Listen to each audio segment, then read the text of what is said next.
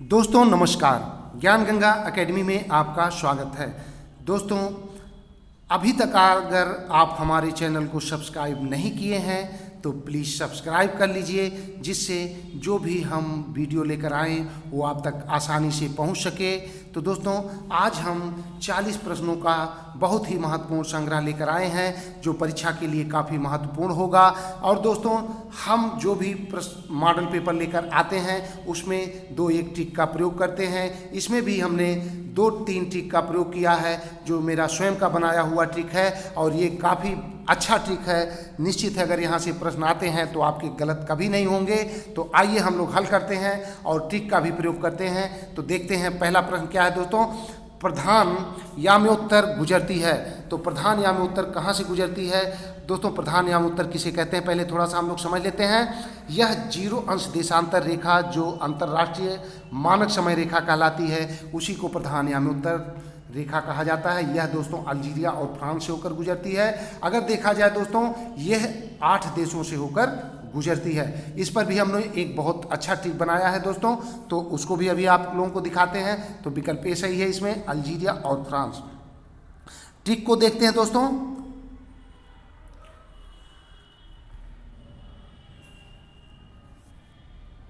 अजी बुरके वाली ने घाना के माली टोंगो को फांसी लिया और स्पेन से भागकर इंग्लैंड चली गई। तो दोस्तों अजी अल्जीरिया, बुरके बुर्किनो फासो, घाना देश ही है, माली भी एक देश है, टोंगो भी एक देश है, फ्रांस से आपका फ्रांस हो गया, स्पेन, इंग्लैंड। इस प्रकार 8 देशों से होकर गुजरती है। अजी दोस्तों संबोधन चिन्ह लगा है जी के बाद, तो संबोधन चिन्ह दोस्तों खड़ी पाई नीचे एक बिंदी होती है। तो दोस्तों अगर देखा जाए तो देशांतर रेखा उत्तरी और दक्षिणी ध्रुव को मिलाने वाली ग्लोब रेखा होती है जो खड़ी होती है। तो दोस्तों इसके नीचे दोस्तों जो एक बिंदी लगी है वो 0 का संकेत कर रहा है, अर्थात 0 अंश देशांतर, जिसको आप ग्रीन विच मीन टाइम रेखा भी कहते हैं, IMT इंटरनेशनल मीन टाइम रेखा कहते हैं। दोस्तों ये ग्रीन विच शहर से होकर गुजरती है रेखा। तो ये 0 अंश देश अंतर रेखा यही आपका 8 देशों से गुजरती है। ये परीक्षा में पूछा जाता है कि किस देश से गुजरती है या कितने देशों से गुजरती है। तो देखते हैं दोस्तों, थोड़ा सा मानचित्र में भी हम देख लेते हैं। मानचित्र में दोस्तों देखते हैं यहाँ पे नीचे दोस्तों, ये नीचे आपका टोंगो है, ये जो टोंगो है किनारे पे, और उसके बाद देखेंगे आपका यहाँ पे घाना है, नीचे घाना है, और उसके ऊपर बढ़ेंगे तो यहाँ बुर्किनो फासो है, बुर्किनो फासो, और उसके ऊपर जाएंगे तो माली है, और ऊपर जाएंगे तो दोस्तों माली के ऊपर आपका अल्जीरिया है, ये जो हरा वाला, और ये रेड वाला माली है, और ऊपर जाएंगे तो ये आपका स्पेन है, स्पेन के ऊपर फ्रांस, और फ्रांस के ऊपर आपका इंग्लैंड है, और यहीं पे दोस्तों ग्रीनविच शहर है जहाँ से ही होकर गुजरती है। तो चलिए देखते हैं अगला प्रश्न देखते हैं। नीचे दिए गए कूट से अधोलिखित महाद्वीपों को क्षेत्रफल के अनुसार सही अवरोही क्रम में चुनिए। दोस्तों अवरोही और आरोही 2 क्रम होता है।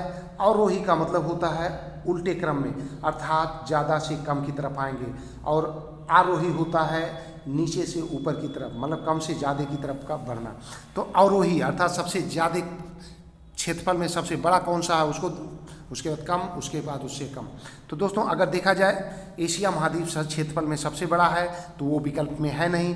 दूसरे पे अफ्रीका आता है, अर्थात विकल्प डी इस प्रकार से सही होगा। तो इसको भी हम एक ट्रिक बनाए हैं, ट्रिक के माध्यम से आपको याद करा देते हैं, जीवन में गलत नहीं होगा। ट्रिक को देखते हैं क्या है दोस्तों।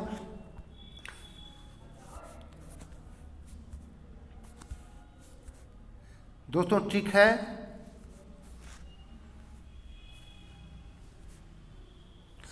एशिया अफ्रीका में उत्तर दक्षिण का क्या चक्कर है। अंटार्कटिका में आज यूरोप व ऑस्ट्रेलिया का टक्कर है।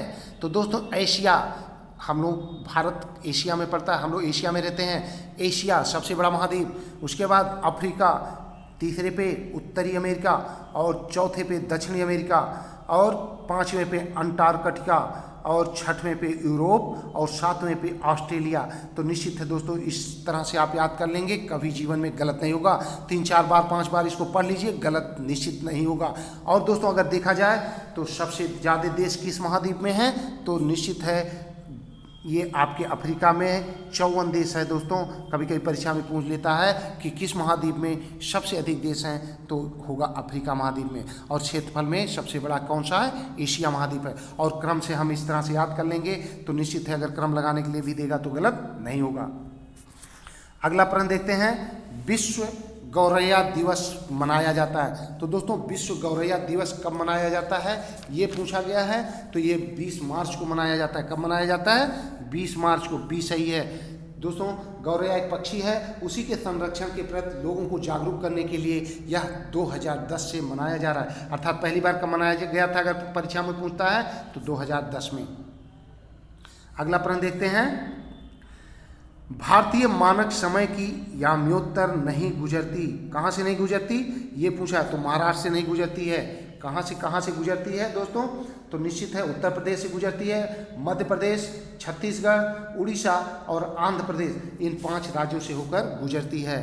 अगला प्रश्न देखते हैं, गंगा नदी उदाहरण है। तो दोस्तों ये पूर्ववर्ती अपवाह का उदाहरण है, विकल्प ए सही है।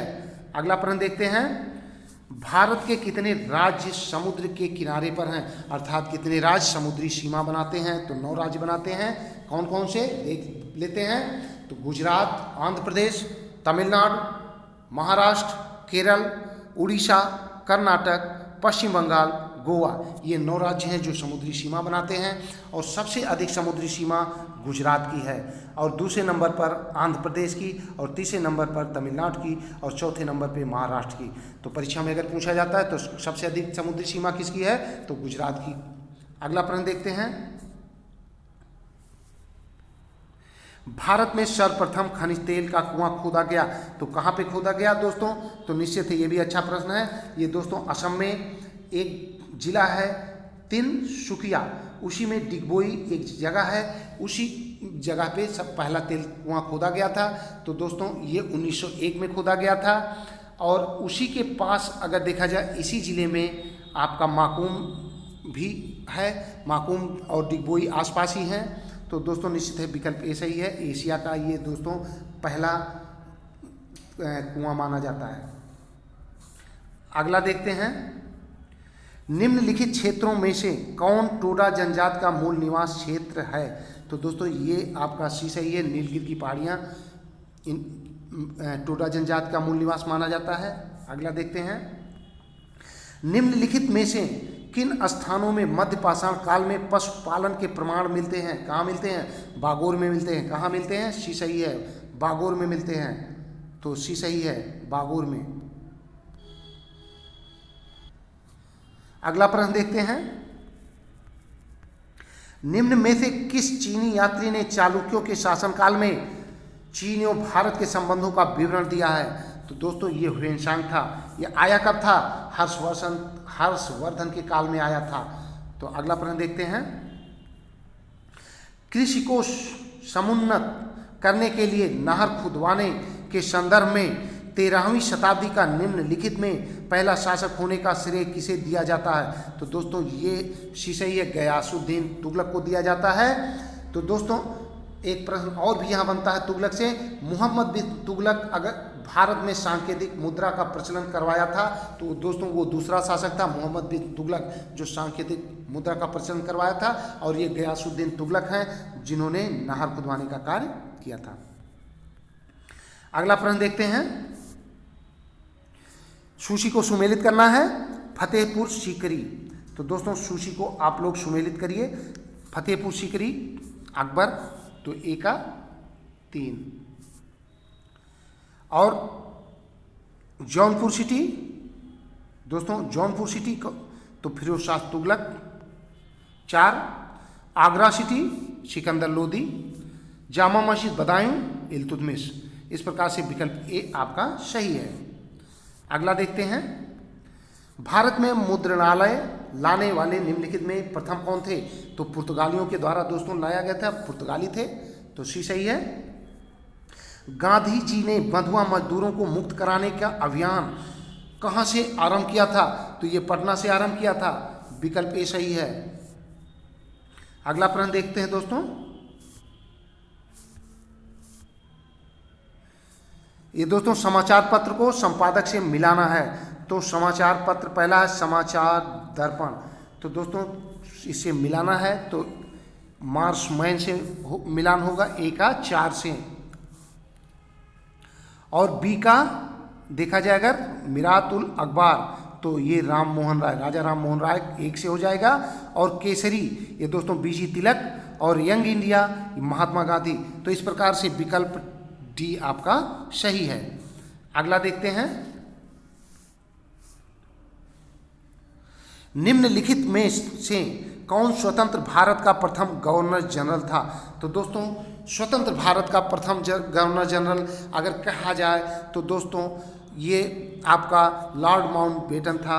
अगर ये पूछा जाता है स्वतंत्र भारत का प्रथम व आखिरी भारतीय गवर्नर जनरल कौन था, तो सी राजगोपालाचारी होगा, क्योंकि माउंटबेटन के बाद सी राजगोपालाचारी जो है गवर्नर जनरल बनाए गए थे, उसके बाद इस पद को खत्म कर दिया गया। तो निश्चित है ये स्वतंत्र भारत के प्रथम व अंतिम भारतीय गवर्नर जनरल तो सी राजगोपालाचारी होंगे। और स्वतंत्र भारत का प्रथम गवर्नर जनरल अगर देखा जाए तो दोस्तों लॉर्ड माउंटबेटन होंगे। तो क्योंकि लॉर्ड माउंटबेटन ही गवर्नर थे जब भारत आज़ाद हुआ था, तो स्वतंत्र भारत के प्रथम गवर्नर जनरल लॉर्ड माउंटबेटन। अगला प्रश्न देखते हैं। भारत की संविधान सभा का गठन किया गया, तो दोस्तों ये कैबिनेट मिशन योजना के तहत किया गया था, जो कि 1946 में आई थी कैबिनेट मिशन। अगला प्रश्न, यहां भी सूची को मिलाना है दोस्तों, सूची को मिलाना है। तो संवैधानिक संशोधन दोस्तों अनुच्छेद 368, वित्त आयोग अनुच्छेद 280, वित्तीय आपात 360, अखिल भारतीय सेवाएं अनुच्छेद 312। इस प्रकार से विकल्प बी सही है, आपका विकल्प बी सही है। आगे देखते हैं। राज्यसभा के चुनाव के लिए अपेक्षित न्यूनतम आयु क्या होनी चाहिए? तो 30 वर्ष होनी चाहिए। कई बार पूछा, बार बार पूछता है, तो 30 वर्ष होनी चाहिए। अगला प्रश्न देखते हैं।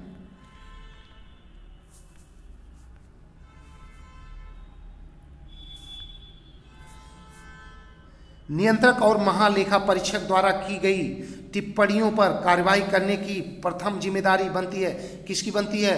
तो बहुत अच्छा प्रश्न है, संसद की बनती है, सी सही है। भारतीय रुपए को चालू खाते में पूर्ण परिवर्तनीय बनाया गया था, कब बनाया गया था? 1994 में बनाया गया था, विकल्प ए सही है, 1994 में। अगला प्रश्न देखते हैं। निम्नलिखित में से कौन सा प्रत्यक्ष कर है? दोस्तों प्रत्यक्ष कर कौन सा है? तो निश्चित है संपत्ति कर है, संपदा कर है, डी सही है, ये प्रत्यक्ष कर है, और सब अप्रत्यक्ष कर हैं। हरी खाद के लिए सबसे उपयुक्त फसल कौन सी है? तो दोस्तों सनई का प्रयोग किया जाता है, लोग सनई बुआई करते हैं, उसका जुता देते हैं, जो खाद का काम करता है, तो सनई होगा, सी सही है। निम्नलिखित में से कौन सामान्य परिस्थिति में वृक्ष के पत्तों की सरसराहट का डेसिबल स्तर प्रदर्शित करता है? तो निश्चित है ये 20 डेसिबल होगा। क्या होगा? 20 डेसिबल, विकल्प आपका बी सही है, 20 डेसिबल, 20 डेसिबल। अगला प्रश्न देखते हैं। प्रकाश के एक बिंदु स्रोत को 2 समांतर समतल दर्पणों के मध्य रखने पर कितने प्रतिबिंब बनेंगे? दोस्तों अनंत बनेंगे, अनंत, इसका मतलब डी सही है, असंख्य बनेंगे, उसकी गिनती हम नहीं कर सकते। अंगूर में प्रचुर मात्रा में पाया जाने वाला ऑर्गेनिक अम्ल है, कौन सा अम्ल है? ये पूछा है, तो टार्टैरिक अम्ल होता है, डी सही है, डी आपका सही है। अगला प्रश्न देखते हैं। फोटोग्राफी में प्रयुक्त होने वाला हाइपोविलेन जलीय विलेन है, तो क्या होता है? ये दोस्तों सोडियम, क्या होता है? सोडियम थायोसल्फेट होता है, विकल्प ए सही है, सोडियम थायोसल्फेट।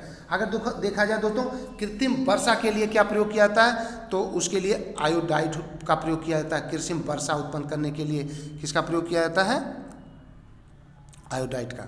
चलिए अगला प्रश्न देखते हैं, जो कृत्रिम वर्षा के लिए भी पूछता है कभी कभी प्रश्न कि किसका प्रयोग किया जाता है, तो सिल्वर आयोडाइड का प्रयोग किया जाता है कृत्रिम वर्षा के लिए। अगला प्रश्न देखते हैं दोस्तों, हिंदी की किस उत्कृष्ट साहित्यकार को वर्ष 2019 का व्यास सम्मान के लिए चुना गया है दोस्तों, तो ये कौन से हैं, बी सही है, नासिदा शर्मा को चुना गया है।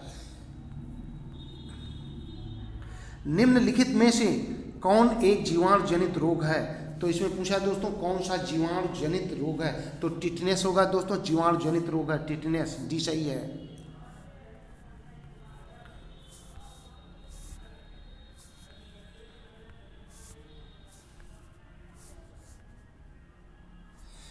निम्नलिखित भारतीय मौसम मुख्यालयों को उनकी स्थापना के कालानुक्रम में व्यवस्थित कीजिए।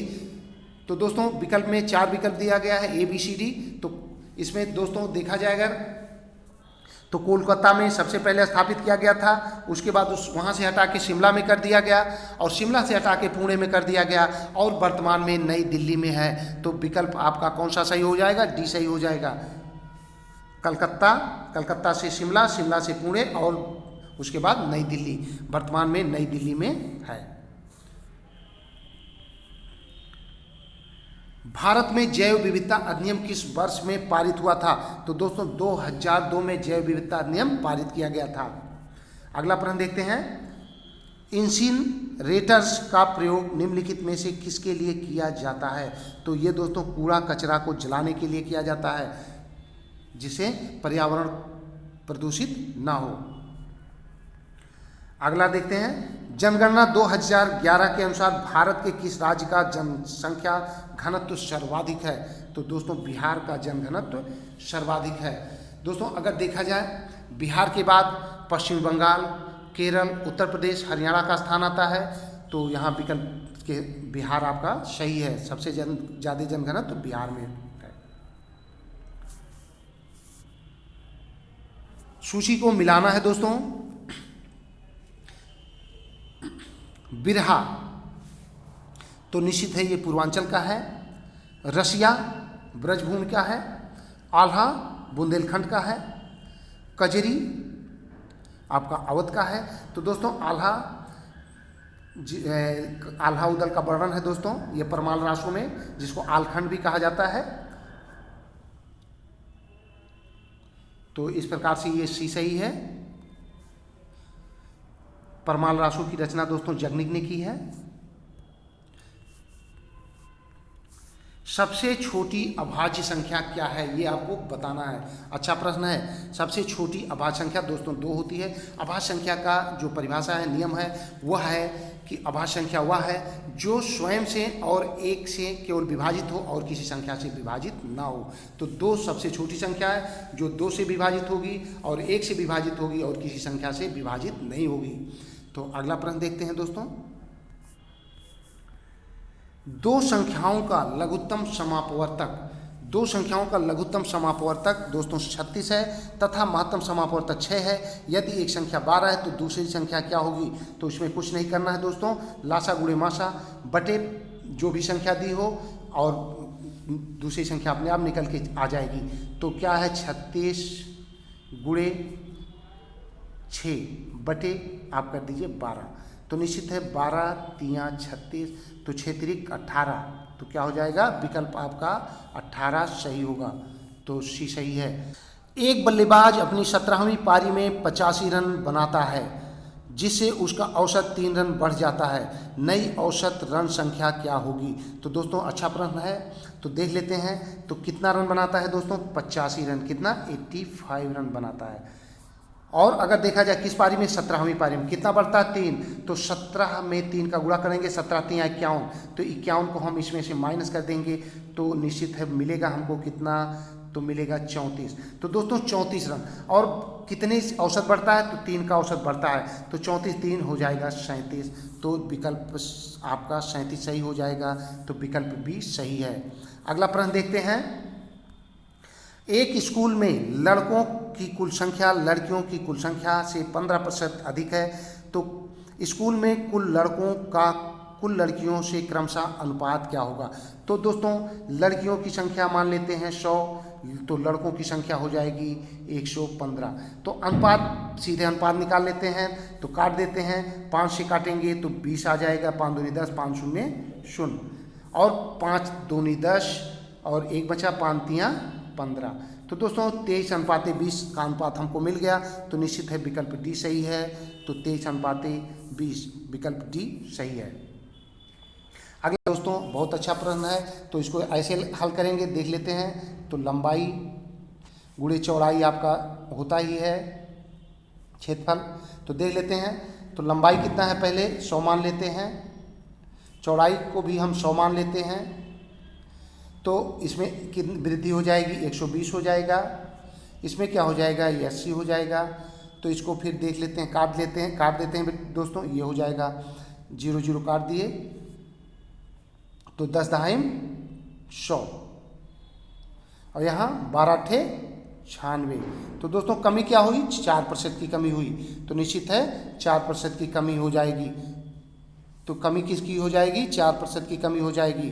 तो विकल्प आपका सी सही हो जाएगा, 4% कम हो जाएगा। अगला प्रश्न देखते हैं। 5000 का 10% का 20% कितना होगा।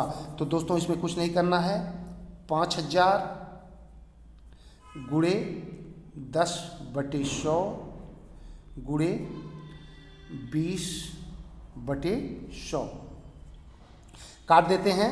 एक जीरो, इस जीरो को इस जीरो से इस जीरो को काट दिए और एक जीरो काट दिए इससे, तो और इस जीरो को इससे काट दिए, तो निश्चित है दोस्तों 5 दाएं 50, 50 दूनी 100, तो बचा क्या।